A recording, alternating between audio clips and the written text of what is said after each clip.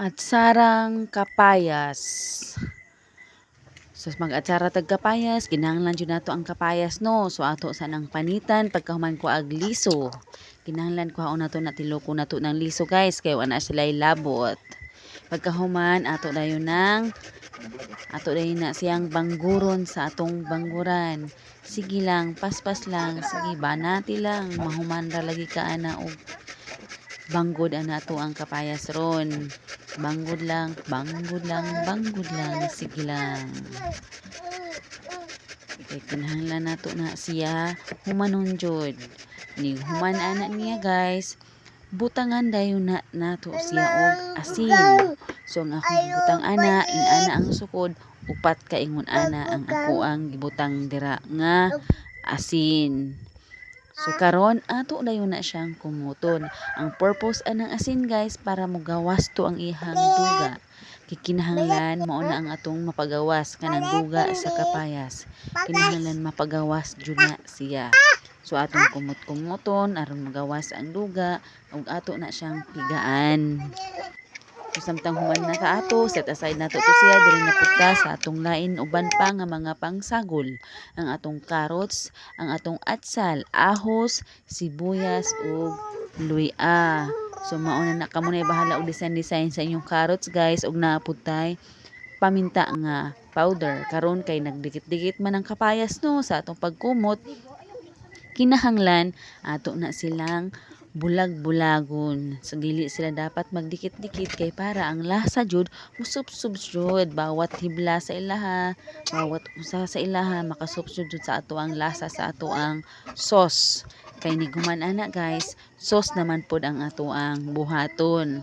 So kinahanglan guys ingon anaon jud nato ang atong kapayas nga kinumot para dili jud magdikit. So diha sa atong karahay wala pa nagitasalang sa kalayo, ibutang nato tong upat ka cups nga suka. Pagkahuman asukal guys. Kana akong asukal murag mga duha na siya, 2 cups na siya guys. Nahutdan kog puti so brown na lang. Parehas ra na siya, brown sugar white mora.